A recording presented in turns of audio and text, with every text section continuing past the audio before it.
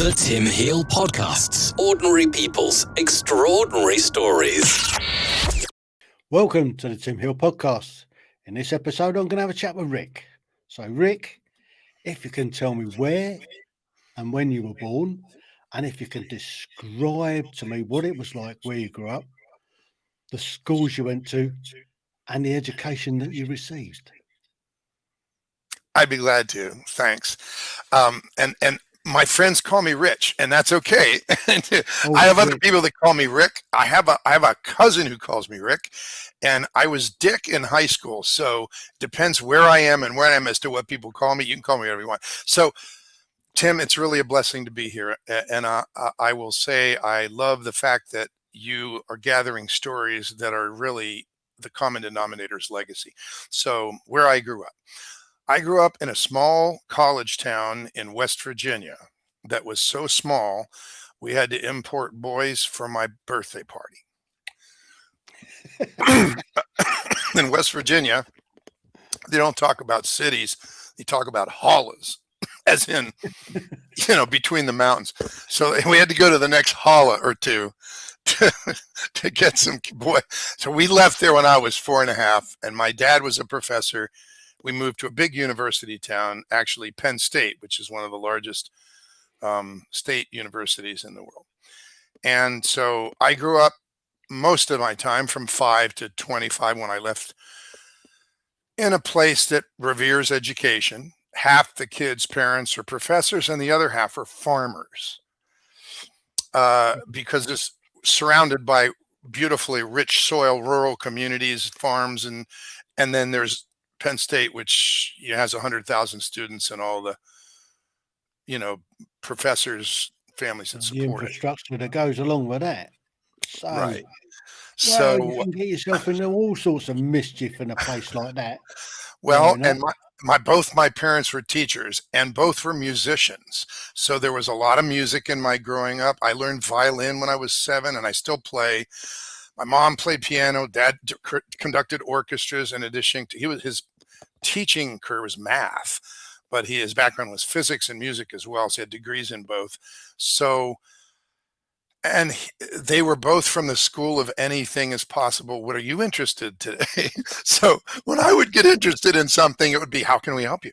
Do you need us to take you to rehearsals? My parents were the most empowering people, not overboard, but just, they were there. They just were there. And, Christian family, went to church every Sunday. Mom ran the Sunday school. Dad sang in the choir. Methodist church, so it's pretty non-denominational in terms of its protocol, but everybody's welcome. And good student. I was pretty entrepreneurial. I sold my toys on the playground at an early age, created businesses.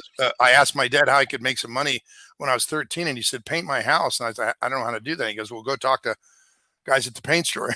No, I'll buy the ladders, So I had a painting business at 13, 14. I'd paint houses during the summer, make a ton of money. I hired my friends. And then somebody asked me to play in a band. And I ended up playing in a band and booking the band. And there was all these fraternities and sororities. So that became a huge business. And I was 14, 15, 16.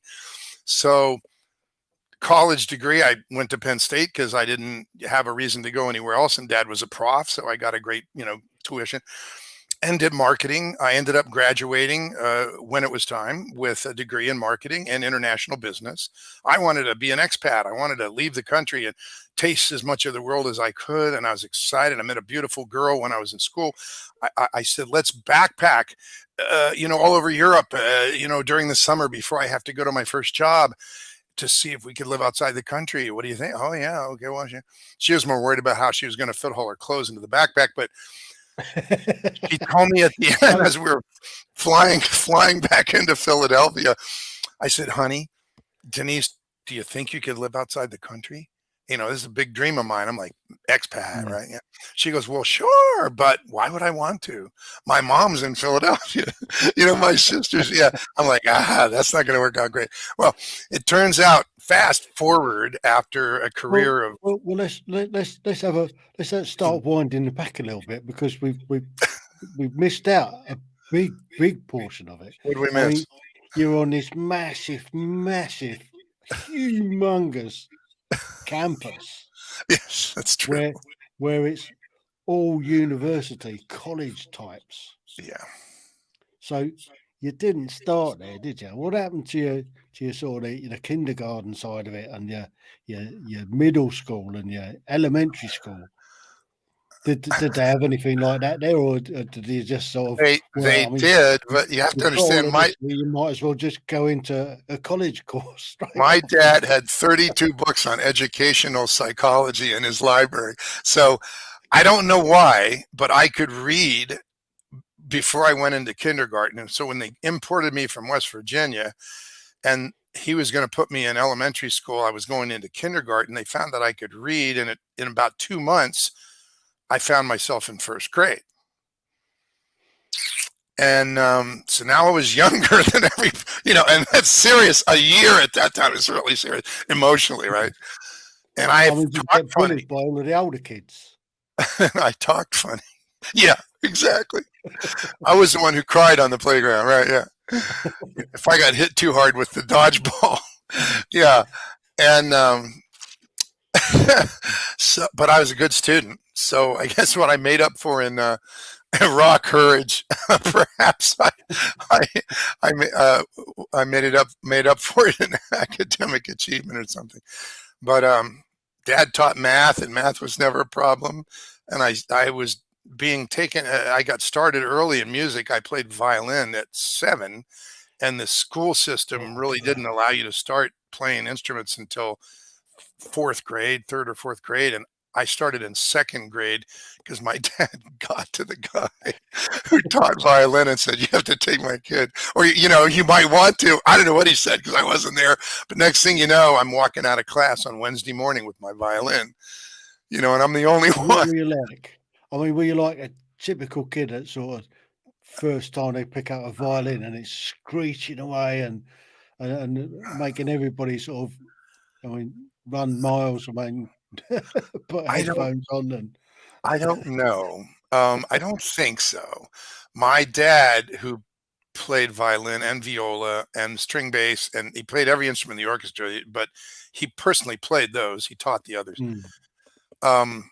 Said that he told my mom, I didn't know this until later, but that he thought I was, a prodigy, and that I should really, that he should put me in special schools. And she was like, "No, you're not going to mess with my little Richard," or what? I don't know. I wasn't there for that conversation either, but she told me she nixed that. So I must have been better than the average bear. All I know. Okay. Yeah. Eventually everybody learns classically, scales. I had a teacher named Carmen Cavuto, and there's a life lesson here, and maybe a listener can take this, to their bank, right? This guy and I had this little room where we had our lessons, and he played one day. He said he played a tune like the Itsy Bitsy Spider, something you'd recognize.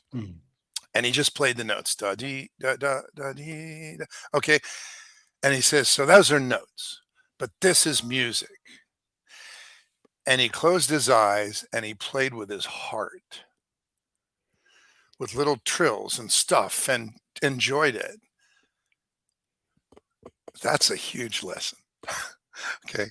Because you see, you can play the notes, like you can have a job and do your job and or you can make every day a marvelous opportunity for excellence, or to be magnificent, to share your heart instead of just your head. Even your faith can, like, I was president of my confirmation class. Okay. But my faith was above my neck.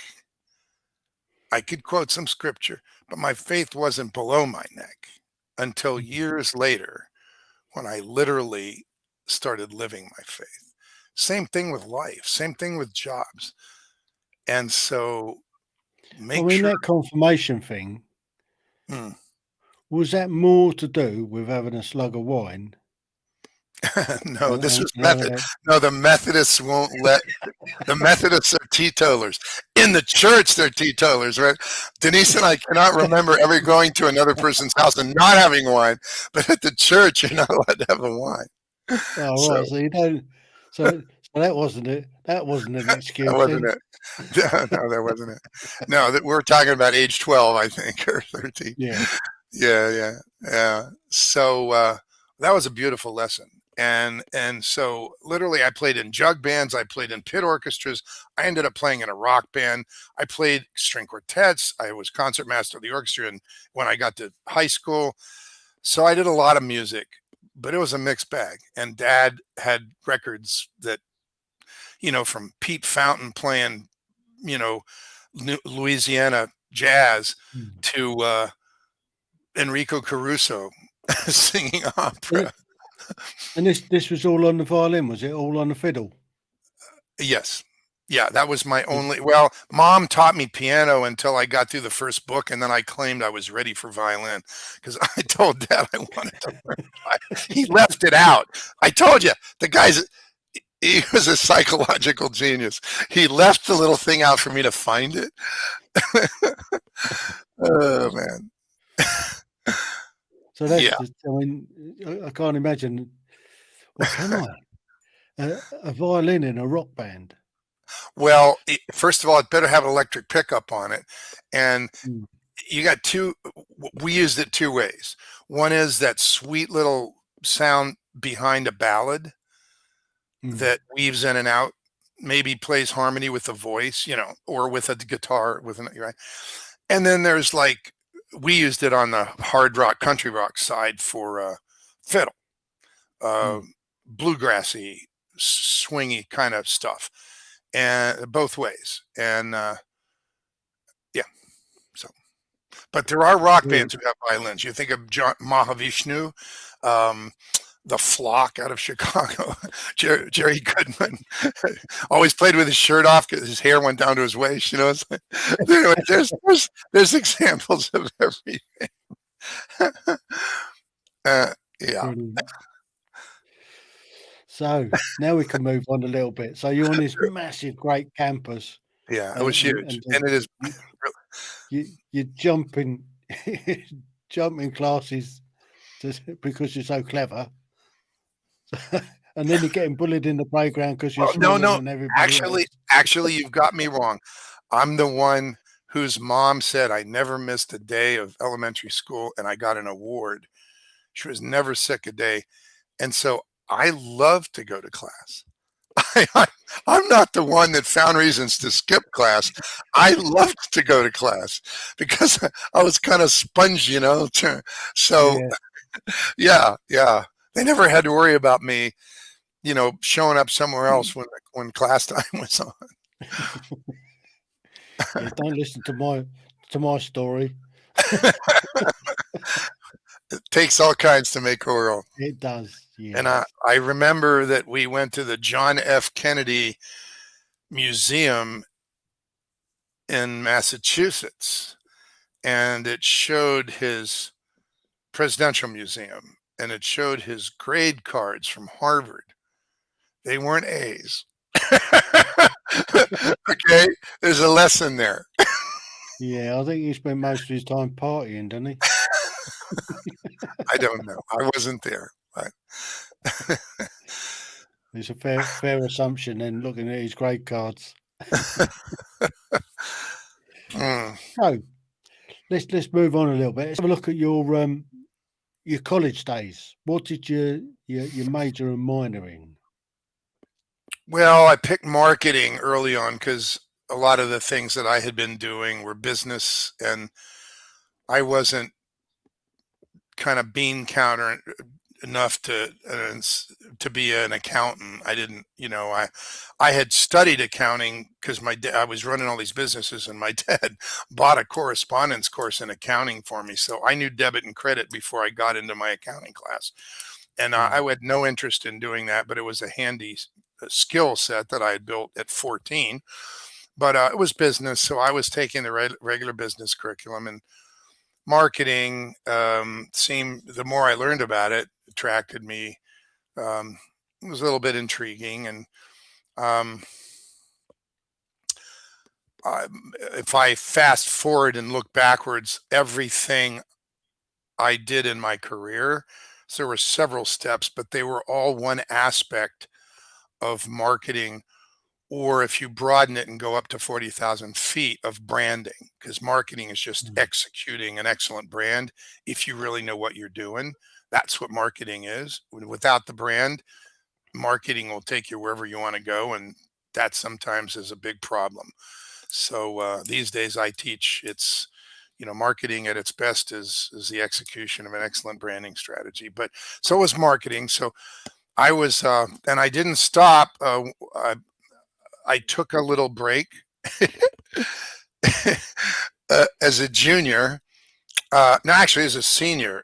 After my first semester as a senior, I had a 3.57 average. I told you I was a pretty good student, and I dropped out to be in a rock band. And these are guys went down well with your parents. These are guys whose bands I had booked in my booking agency, but this was their next level, and this was more like Crosby, Stills, Nash and Young. So it had gone from hard rock and big horn band to 3-4-5 contrapuntal guitars, mandolin, violin, viola, little 4-part harmonies. It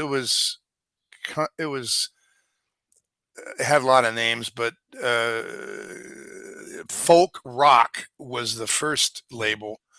It was like Crosby, Stills, Nash and Young stuff. But if you ever play a bar, you have to have drums and you have to be able to dance. So we would play copy tunes on the country rock side, so Eagles and stuff like that. Yeah. And we used the fiddle, and anyway. But so we had gone very far, very fast. We ended up in a studio recording our own album, an independent album with people that really knew what they were doing. And but unfortunately, from a business standpoint, we didn't have anybody in the industry. We're in the middle of Pennsylvania, which is nowhere near New York or LA or anywhere, even Philadelphia. It's 4 hours. Nobody owed us anything. Nobody had favors that they said, hey, you got to give my band a break. We were it. And we didn't really learn that that's the way the industry worked until it was kind of too late. But we did get a phenomenal review from Billboard magazine for our album. It was just an extraordinary review, saying that we would be stars of the AM and FM airwaves, and that we were just as good as any major act today, and all that stuff that you would never expect to hear from Billboard magazine. Somebody would put their career online to write that kind of stuff. And we thought we'd made it, but we got it in front of every major company and nobody was biting. So eventually 3 of the 5 of us decided we were ready to move on. And one became an electrical engineer who changed the nature of sound systems in venues all across the United States and the world, became a millionaire. One became the youngest partner in one of the big 8 accounting firms. There's guys in my rock band. And I became a global branding consultant that was teaching $14 billion companies what they had to do with their brands to be successful with their business strategy. So we had a good bunch of guys in there. Oh, and one became a screenwriter who wrote screenplays, movie scripts that for movies like Robin Williams, Jumanji, and things that were pretty significant. So we didn't, being in the rock band didn't necessarily hold us back. But boy, does it open your eyes to the world. It's a different world being in the rock band. You show up and you are the band and you get to be whatever you want. So it's pretty good. What do you think would have happened if you had a sort of been picked up with the rock band? Would you have gone back if you had sort of kind of made it but not made it? I think knowing the individuals and their hearts, and bands either always get along or not. Okay. So and even the biggest bands like the Beatles, it's like, no, they're breaking up and they're going individual. It's like, the Beatles, are you kidding me? You're breaking up? Yeah. Every band has individuals in it. And this band was no different. And so I think it probably would have taken the same course. It would have been nice if we'd have had more success. But if success is a record company signing you and gaining the control and the ownership of your rights because you don't know any better, I'm not sure that's success. And so I'm not nobody's whining. Nobody complained. So I guess when the band sort of started to go their separate ways, I guess you went back to college. I did. I went right back and finished. I took about a year and a half because I took graduate courses as well. I wanted to get some things that were beyond the undergraduate stuff. So I just wanted to get as much as I could while I was there. But I wasn't yearning, nor did I want to take the time. I wanted to get to work and make money. We'd spent a lot of money and time in the band, and we'd come out even. We'd sold all the equipment and all the trucks and the motor homes and come out fairly even. But it was time to make mistakes, my language, to make life mistakes on somebody else's money for a while, because it's like nobody's perfect and you're just going to make mistakes. And that's the way you grow. So let's do it on somebody else's dollar this time, And so I went Fortune 50. I'm at Penn State, so all the big recruiters are there. Huge companies come in, and I picked one of them that I liked. The people, the people seemed, I would just say, natural. They didn't seem like they had airs. I mean, you shot pretty big then if you're going to Fortune 50, not even the Fortune 500. Right. Fortune 50. Yeah, they had 44,000 employees, and they wanted me. Actually, so I'd run businesses. I was more mature than most graduates. I was 4 years older, and I'd run businesses, and I'd made decisions, and we'd traveled, and I have a worldview. It's like, that's not your typical college graduate. And so, yeah, I got a lot of offers, and I picked the company that I trusted as humans the most. Many of them were posturing. Yeah. And I didn't, it just felt big funny. Companies don't know how to look after their people. And without looking after your people, you ain't going to have much of a business for long. So I was raised by professors. Okay. So it's like, if my dad were a CEO of a corporation, I might've felt differently. I might've had the inside track. I might've, he might've got me aside and said, now listen, Rich, but he didn't. He was as clueless as I was.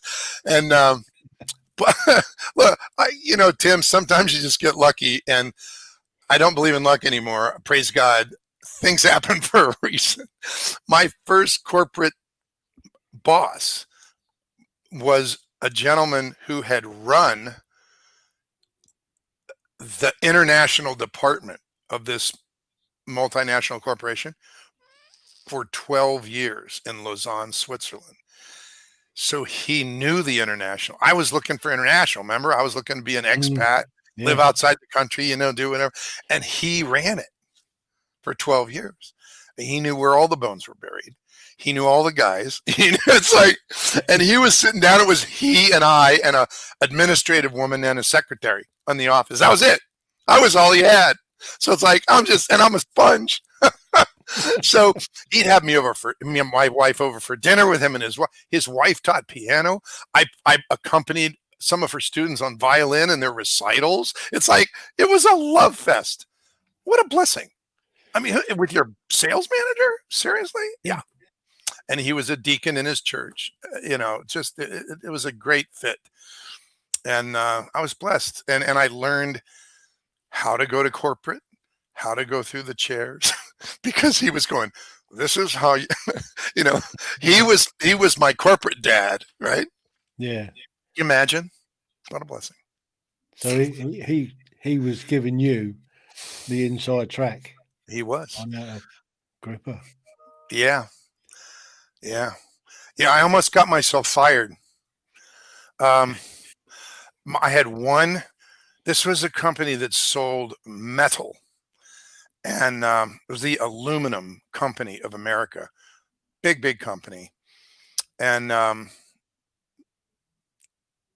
during really economic boom, there's not enough aluminum. And so when I got my first sales job, my job was to unsell. What the hell? Okay, no, seriously, it was like there was this thing called set aside, which means you only get so much. Pissed people off, and my job was to unsell. I was like, what? Okay, so the biggest strategy, the biggest objective I had was to get to know and it was all men who owned the tool and die companies that made tools for the big stamping machines, to teach them how to make tools to do aluminum instead of steel, because it's different. It springs back. It's messy. It doesn't take the radius. And I'm not, but the job was to get them, round them all up, get them interested, and get them on the company plane and get them to Pittsburgh, to the tech center, for a day with our best and brightest, and have them fall in love with their coaches and mentors at Alcoa, so, so that they were ready for the onslaught when the economy went down and there could be more aluminum in the automotive industry, because we knew the automotive industry would take up the slack. Right? So it was all strategy.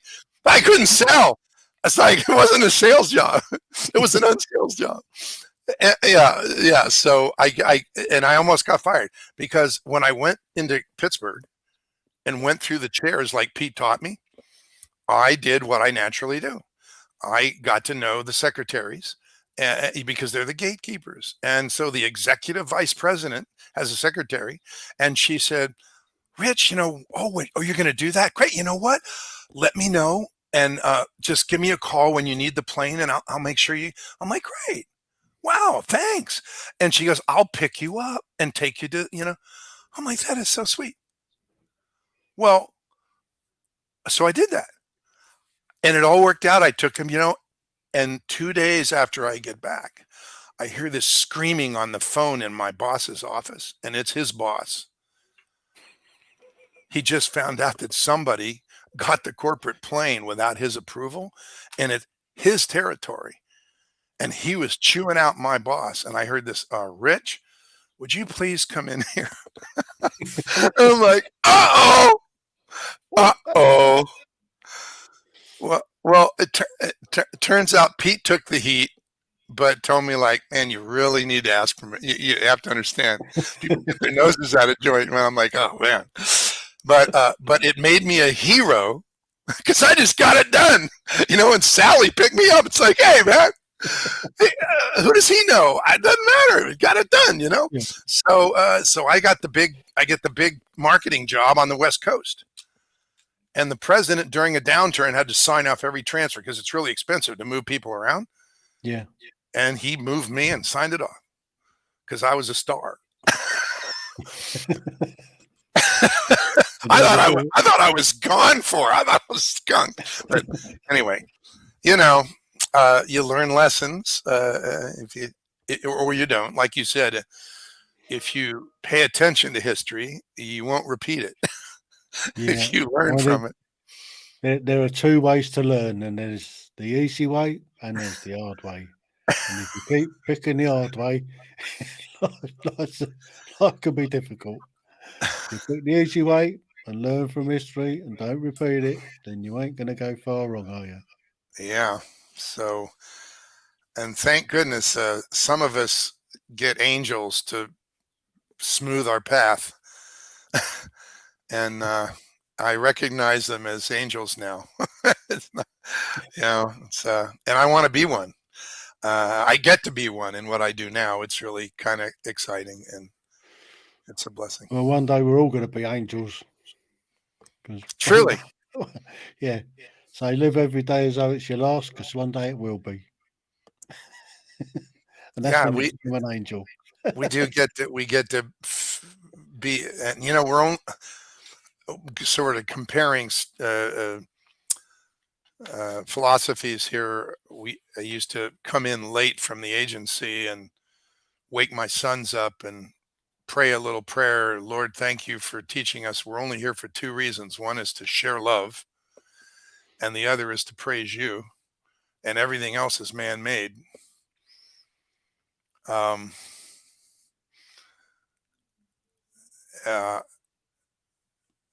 it's pretty good guidance, and I have never ceased believing that. Mm, And no matter what you call it, there's a lot of fear in the world and there's a lot of love.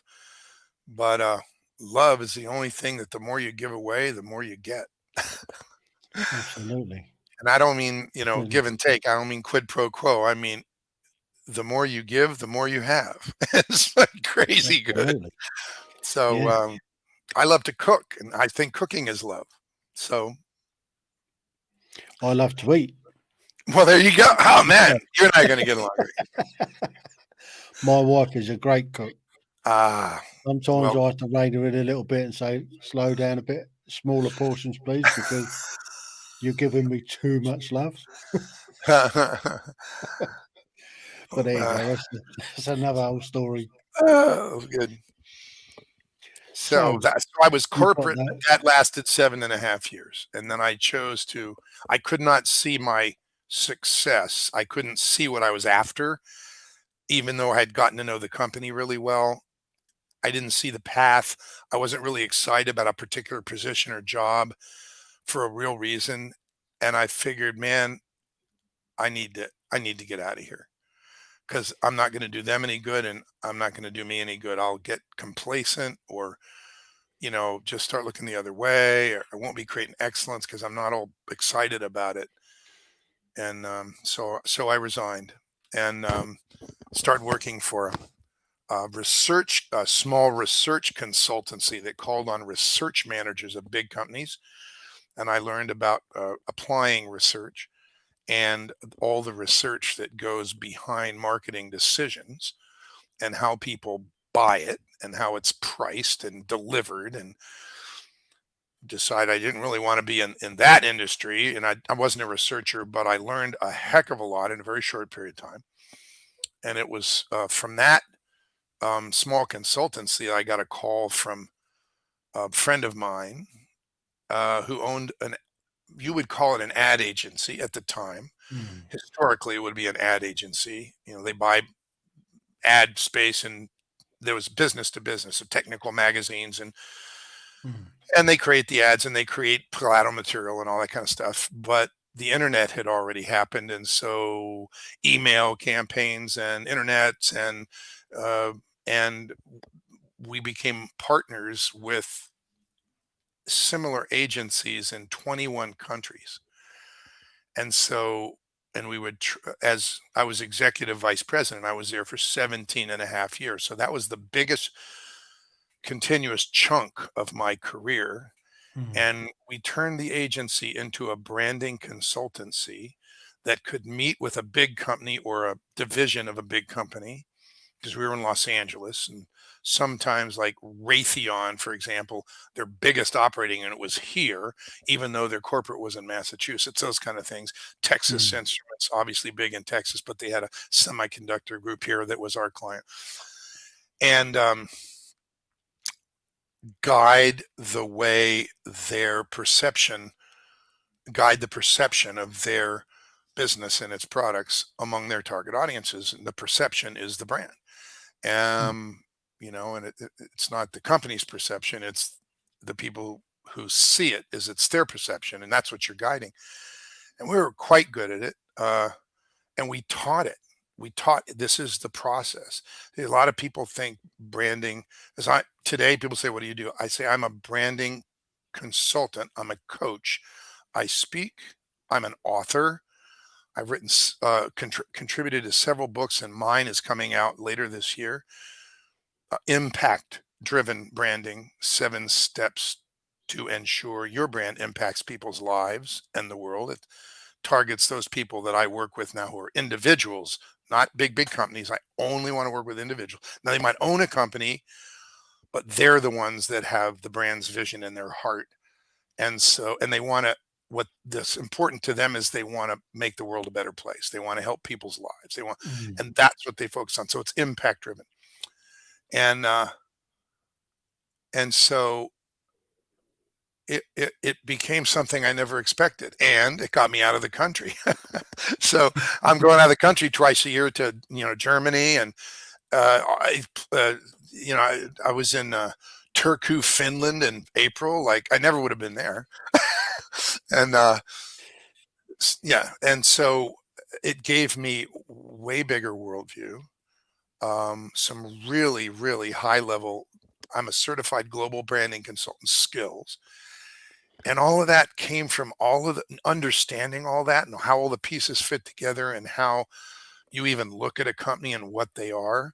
Having done all these different things from industrial sales to, learning accounting so you can understand financials, all these pieces, and this certified global branding consultant where you use research to elicit the roots of the brand at where it started, and then you move it from country to country and make it congruent with the country that's now the host.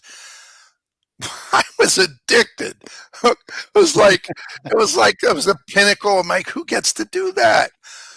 And I'm firing on all cylinders. It's like I didn't have any cylinders left. It was great.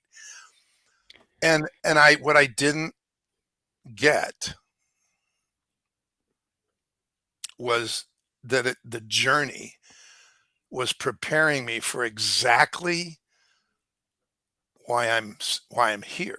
And I never connected the dots until I did years later.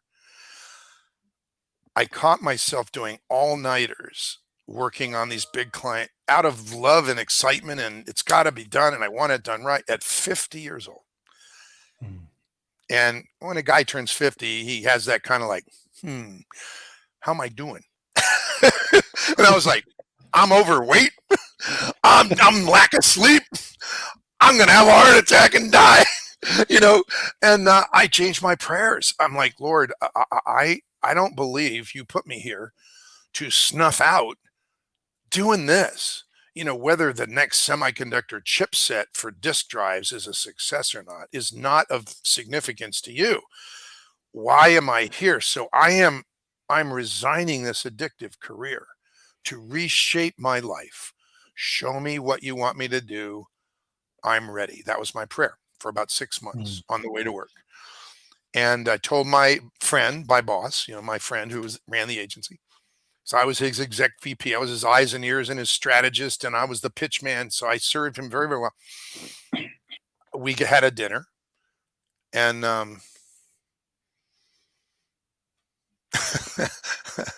you're after stories. So I'm going to tell, this is a little micro story. Okay.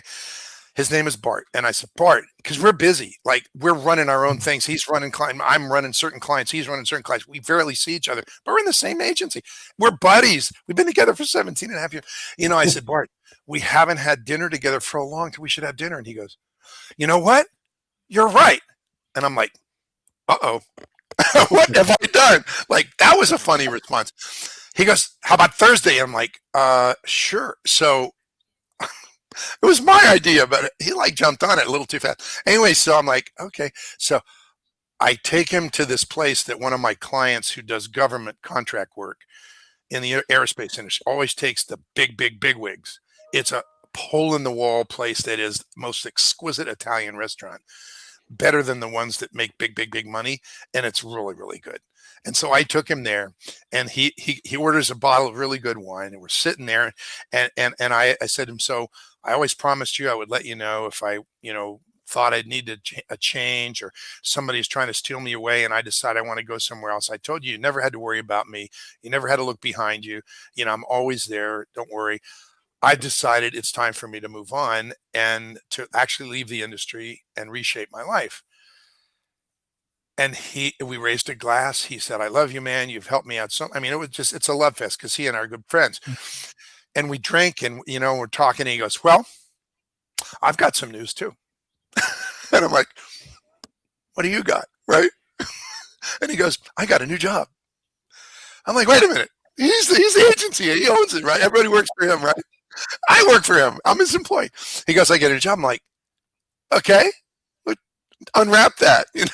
He says, well, and he tells me this story that because of certain business situations, and this is public, so I can't, go in detail. Everyone in the agency is being hired to be in another agency. And he's going to move everybody over there, except one person who was the highest paid. And he was struggling with what to do with them.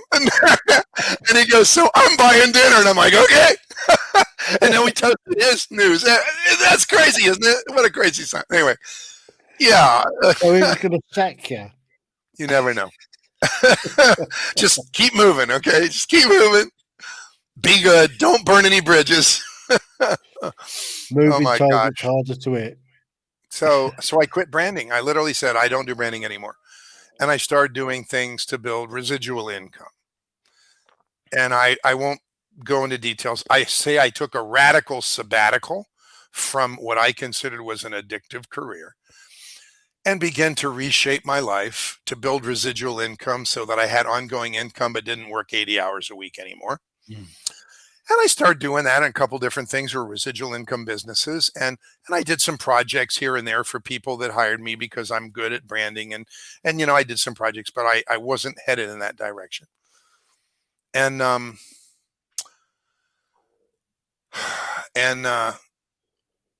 ended up, and I started investing in me, going to self-development things, literally reshaping me and working on me. And I won't go into detail, but people think of Tony Robbins, that kind of stuff. But I never went into Tony's world. But I think I was in everybody else's. But I mean, I just did a lot of stuff, and so I ended up at CEO Space, which is a forum for people who have a business idea or a business and they want to take it to the next level. And you connect with people that resource you and connect you, and it's very good. And I connected with Lisa Nichols, who is one of the people who's in the movie The Secret, a woman of color from South Central, and she had built her business through CEO Space. And she said, and I went there because I had been to some of these development things, and I had a vision of a I thought it was a nonprofit, but I hadn't gotten to that point yet, of an organization for teenagers called the Empowered Youth Foundation that taught kids 14, 15, 16 life lessons, wisdom, the way it is, how to look at things in ways that gave them tools that they could use the rest of their life. Things that I was getting at 55, going like, oh my, if I'd have had this at 14. And so I conceived this thing. It would be global. It would start with money out of probably Silicon Valley and build across the United States and then country to country. And I'd mapped it out, and it's about empowering teenagers and making sure they were on a really, really solid track and knew that they were perfect inside and that they had gifts and, not the crap that's going on in their heads. And I see Lisa, and she has this thing called Motivating the Teen Spirit, which is an emotional healthiness program for teens because she was suicidal as a teen. And she's asking for people to work in her rooms. I signed up. I worked with her for about 3.5 years, and I promoted Motivating the Teen Spirit for another 1.5 or 2 years, putting their programs at big conferences because I really believed in it. And I learned that I kind of really wasn't cut out to be a facilitator to teenagers. I mean, my heart was in it, but I wasn't connecting with them like I wanted to. And I was cut off for other things, but I promoted it. And that time with Lisa was transformational. She is a transformational trainer. It took me back into my teenage years and I was there for the teens. I don't know if you know how self-development works. You think you're there for the Yeah. teens, and really, you're kind of there for, for yourself. Sorry, so this is audio, not video, so I'm pointing at me here. Really, you're there This for is yourself. video as well. Praise God. Okay. Anyway, and so I can remember breaking down in Lisa's arms when I realized that I might be preventing myself from being successful again because I didn't want to lose my wife. I've been married for 45 years and 50 Valentine's Days now. And so that was 2006 or 7 or 8.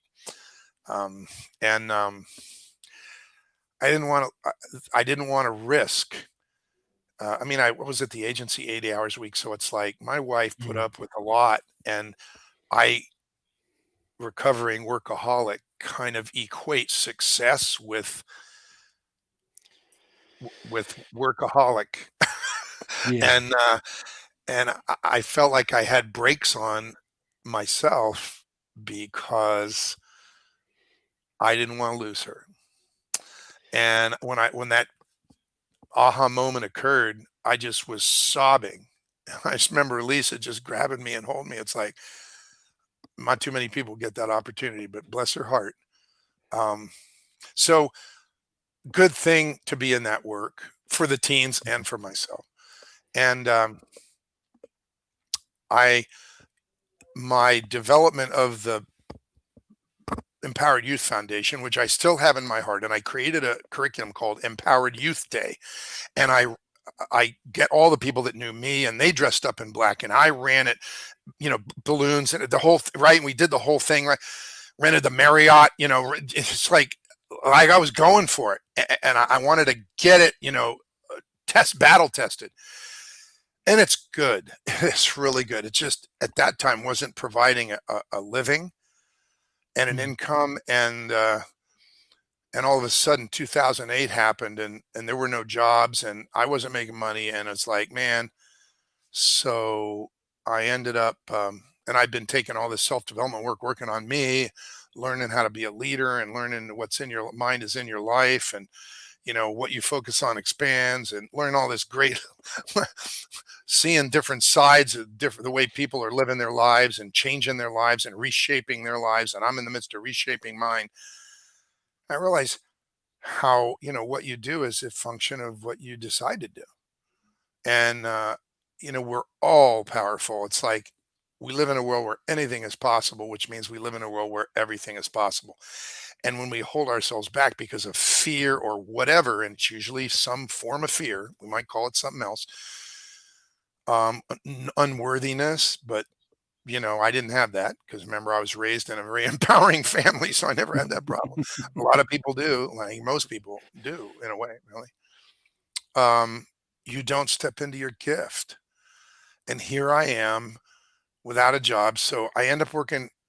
The only people who were hiring was the United States Census.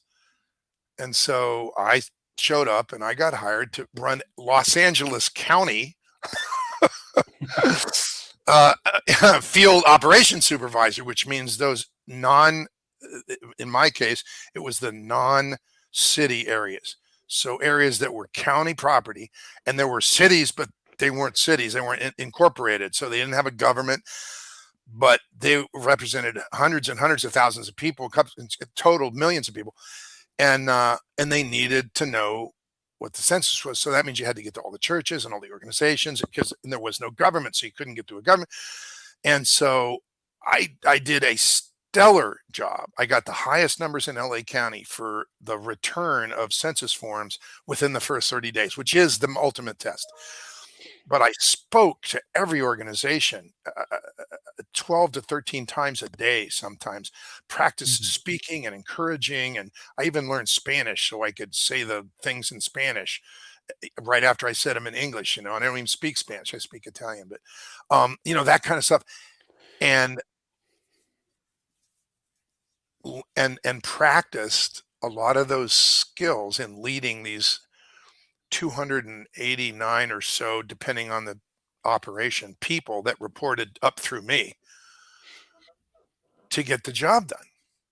And I'm practicing the stuff that I was learning on these stages. And I'm like, hey, I'm actually better at this than I thought. I've always thought of myself as kind of a lone ranger, if you need it done right, do it yourself. I'm an entrepreneur that, created a booking agency and created the rules because there were no rules, guy, created there were no rules. I just create the rules. It's like, I'm dangerous. You don't put me in the military, because I'm a maverick. It's like, I will, you know what I mean? It's like, wait a minute, I have to live by your rules. Yeah. It's like, it wouldn't be a good fit. So,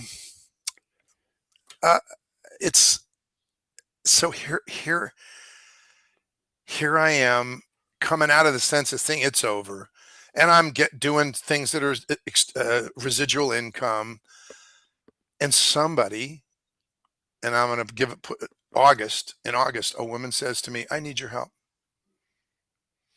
And this is kind of where the story turns into the big lesson. I need your help. Well, I love you. How can I help you? Now, Rich wouldn't have said I love you at the agency, but now I've had self-development. So, well, I love you. How can I help you?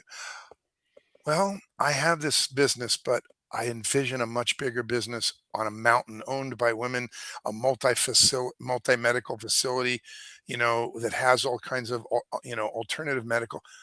And I need a brand, and I don't know anything about building a brand. Will you help me? I said, well, I don't do that work anymore. And she pointed this, the return to your finger at me, where your finger points back at you and you're pointing the knuckle. She goes, that's not true.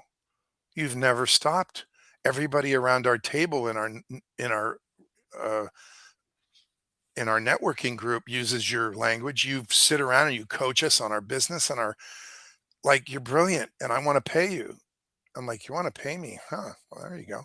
So I said, okay, I'll tell you what, I will create a process and it'll be about $5,000 worth of work and I'll charge you $750. How's that? And she said, okay. 1 month later, another woman in another organization 40 miles away says to me, I need your help. Well, I love you. How can I help you? And she goes, well, I've been doing an HR business under somebody's umbrella for years, and I want to go off on my own, but I need a brand, and I don't know how to do that. I know you're really good at that. Will you help me? I'm like, well, I have this process. I'll charge you $1,500. Okay, great. 1 month later, a business coach who's written a book on networking, and Les Brown wrote the introduction, says, I have the perfect client for you. But I don't even have a business, okay? I have the perfect client for you.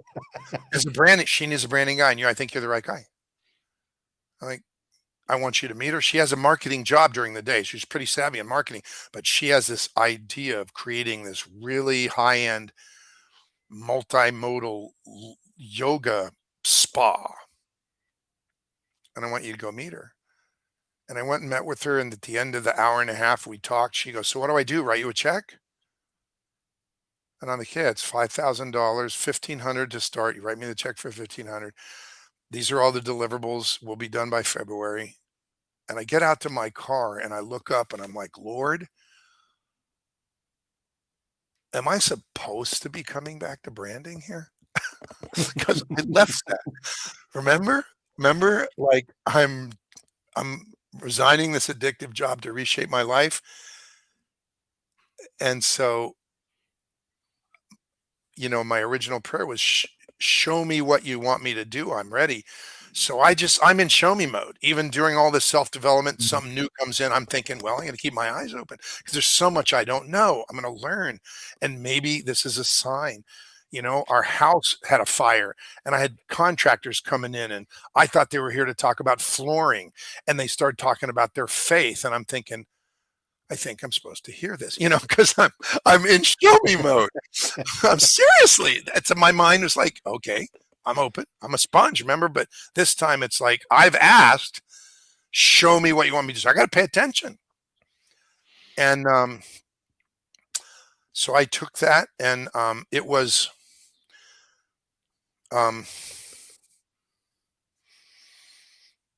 about 2 months later that I sing in the choir like my dad did. So I'm singing in the choir. Obviously, this was before COVID.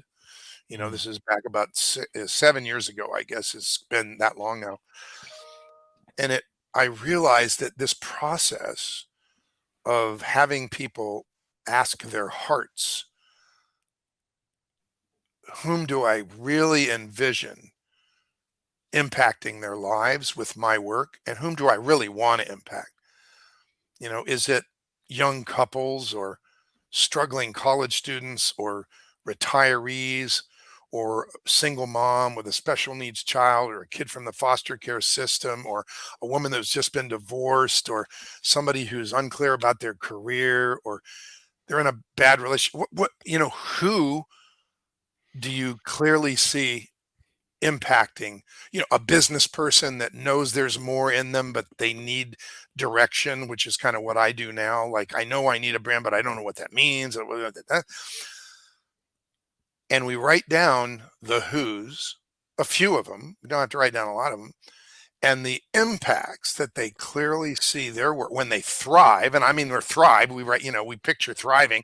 And then they write down the different kinds of impacts with clarity. When you write down those who's and the impacts that you clearly see making on specific types of people when you thrive, the process of defining the brand you must become, its characteristics that it must get credit for, its expertises that it must get credit for, how it speaks, the language it uses, unique names of programs and groups and trainings that are congruent with all that. I've been doing that for 45 years. And I'm sitting in the choir loft and I'm like, who put those desires in their hearts? I'm like, holy mackerel, this is God's work. It's not even my work. And I'm like, oh, and I run up to the pastor afterwards. I'm like, we got to talk. I want to see you in your office. Like, right. He's what? And I'm like, look, it just came to me. It's like, this isn't mine. It's a gift. I've been designed for this.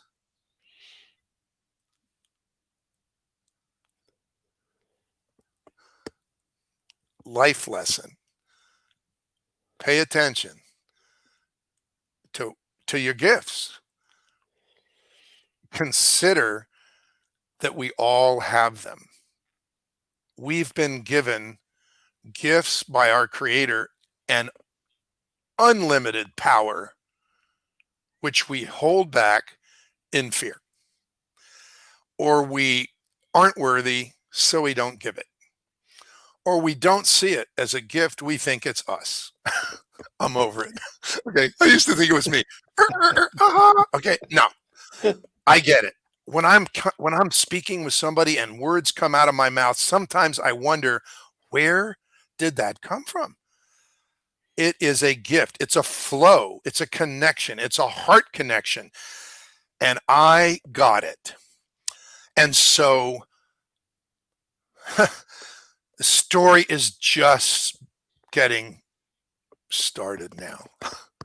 I feel like I'm in my 30s. Now, I don't know how I sound or how I probably look like I'm a little older than 30 because the hair is like, it's not the long hair on my shoulders with the Van Dyke that I had in the rock band. Okay. I got rid of the Van Dyke. The hair is still there, but you got to kind of look for it to find it.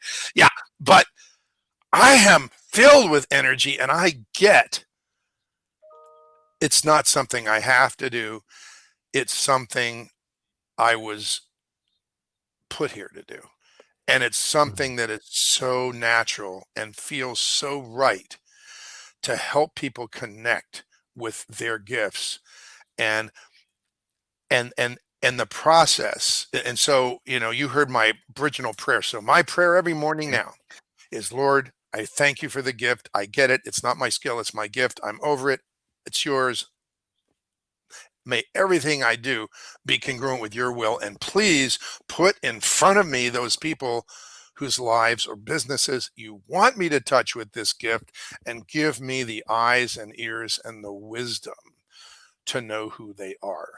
And I'm telling you, Tim, how people find me is remarkable. They might hear me talk for 5 minutes at an online event where I'll sponsor it, and they'll come into my sponsor room and they talk to me.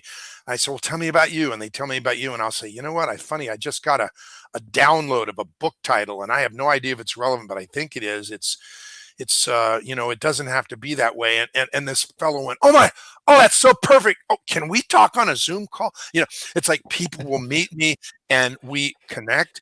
And next thing you know, I'm coaching them. They're in my group brand development that, we do over 8 weeks, and we do all the work and all the definitions and all the languaging, and it's all done in 7 days out of 8 weeks. And now they have a platform that they can't get off track. I have a woman who's got ADHD and a client who's ADHD and is bipolar. And she and her husband hired me, and I accepted, to help her get her book out. But a book is just a book unless it is a stake in the ground that moves a brand forward.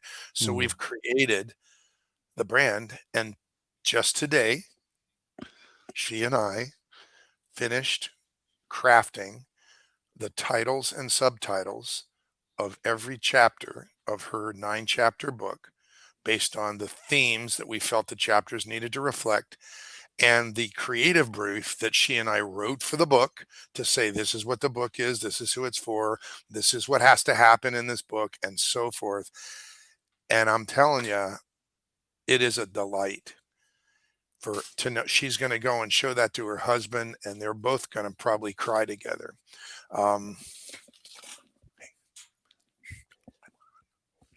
Just got the mail turned up. Yeah. And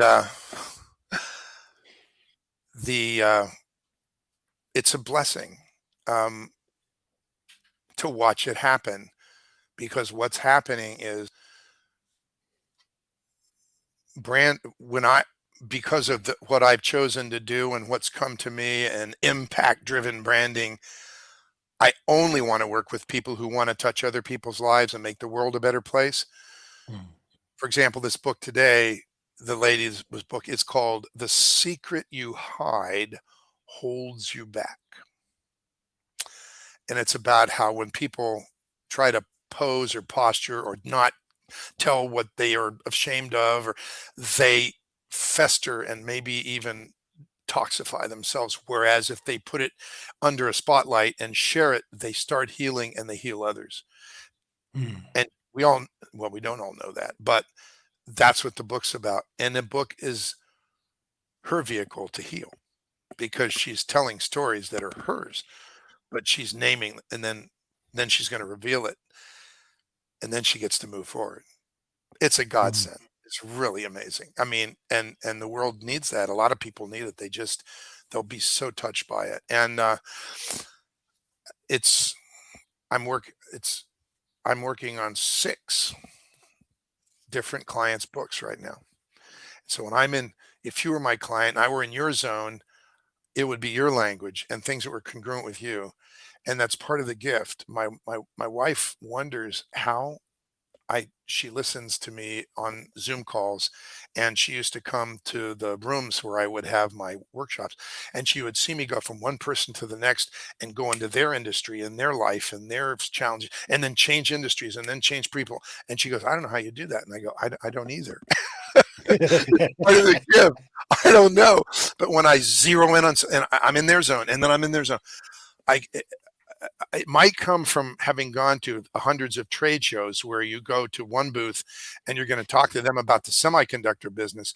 And then you read the next booth, and then you go to the next one, you talk to them about paint, and then you read the next one, you talk to them about, it's like, maybe it came from that, but those cylinders, I just know it's, so it's clear that, and thank goodness it is clear, it's a gift. and everybody has them.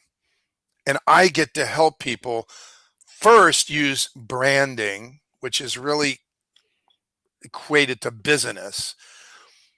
But our businesses are not why we're here. They're just a vehicle to create living and create connection and make sure that we are interconnected and don't think that life is supposed to be lived alone. Life is a team sport. So, you know, you specialize so that other people can help you with the things that you don't specialize in. It's a team sport. And branding can build that business to be abundant. And then that platform makes it much easier for you to step on to the other platform called your purpose. And sometimes they intermingle, and sometimes they're separate. Thriving business, phenomenal contribution in two different places, but sometimes they overlap. I get the blessing is in doing my business, I get to live my purpose. What a gift that is. And it's a blessing. And that's why it doesn't feel like work. Well, can't say much better than that. If you love what you're doing and you're making a difference, you can't ask for too much more than that, really. Boy, that's for sure. And the there are so many great lessons each of these individuals that I get to work with have their own set of messages to the world. So I have a financial service guy who his first book, and he said, I'm not writing any books, but we published his first book 2 years ago, and he's working on our second book now. Um, he, um, he is racing toward, he is a man of faith, and he does prison ministry 6 nights a month. That's living your faith. You gotta, Uh, you gotta, I mean, me, you can't be faking that. I mean, if you were, it's like, what's the point? Yeah, I don't know what you get you out got of it. found out fairly quickly, that's for Ye- sure. Well, and possibly, yeah. And, but this is, it's allowing him to be extremely successful and also move more quickly to his purpose. One of the clients who was referred to me, woman from Africa, who is the global director of diversity, equity, and inclusion at a major law firm in 11 countries. And she happens to be here in Los Angeles. And we're giving her a platform to share her vision of what the power of true natural diversity means for Mm, organizational development and how it makes the world a better place when you see it differently, to train the next generation of leaders so that there's a healthier understanding and tremendous results from learning, thinking, and reframing how you see diversity, equity, and inclusion instead of the checkbox mentality that it often has, mm, or other mentalities that it often has, or things that drive it. That I get to participate in that is um, a gift. It's a gift to me, and it's a gift to her. And so we're languaging things that will literally change industries, change people's lives. Um, Naming curricula. Um, One of my clients we've developed a brand called Money Truth and Life, and it teaches people so that they don't make so about how money really works and the hidden agendas. Nobody does that. Mostly the mm. world just hides the agendas and gets out of it what they want. And this woman is creating a legacy brand to pass that on to people so that she can gift it. Amazing. Um, it's such a mixed bag of people who have a gift, and they struggle with seeing how it can monetize or how they can use it to make the world a better place, but they know it can. They just don't understand the process. Hmm. And I teach the process and coach it.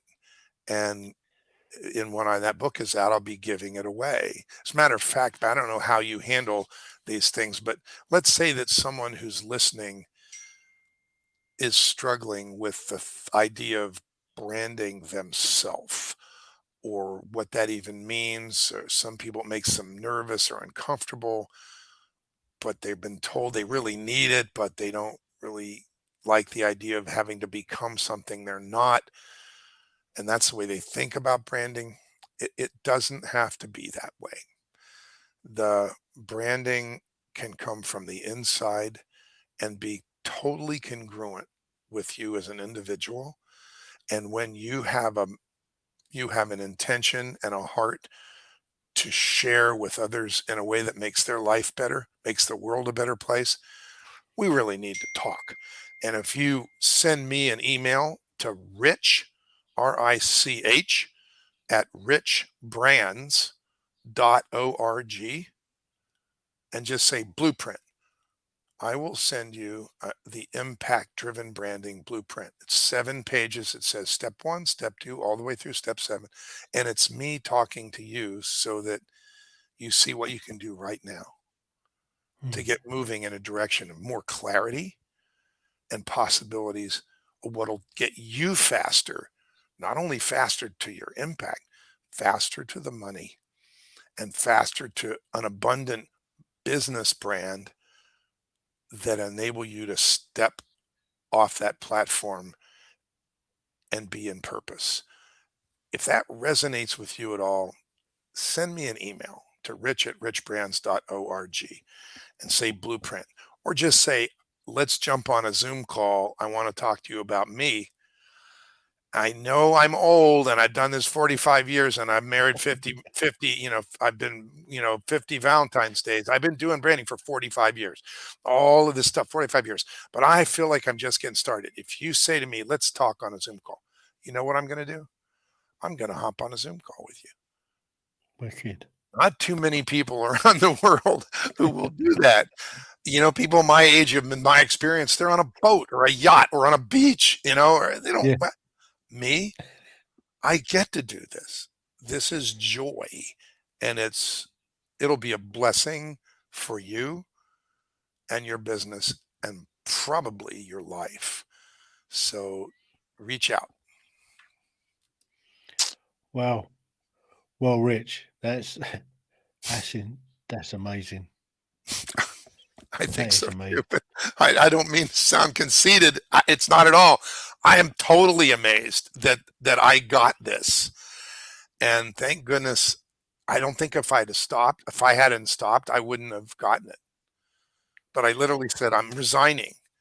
Show Yeah. me what you want me to do. I'm ready, and I'm paying attention. It's when we're not paying attention that we fall into complacency or Mm. anger or resentment or fear or fear of how many people have fear of losing their job? That's big. That's crazy. Yeah. And they don't even like their job. It's like, wow, Yeah. that's crazy. And so pay attention and pay attention and be grateful for those gifts that you see. When you happen to lose track of time when you're doing something, that's an indication of what maybe God wants you to be doing. So, for That's you, up, so. Tim, I think you're in it. I think you found it, and thank you. Thank you Yeah, for, I think I found my calling. So thanks for sharing yours, Rich. you are welcome, my friend. And if there is anything that I can do to serve you or your listeners, let me know. When the book has a publication date, which I'm assuming is probably in October, maybe late September, October, because I have a 3-day event later this year, Mhm. and the book will be out as a precursor to that. I'll let you know. And Yeah. if you want to do something, then that'd be great. Fantastic. Thanks. In the meantime, carry on doing what you're doing. I will. The Tim Heale Podcasts. Ordinary people's extraordinary stories.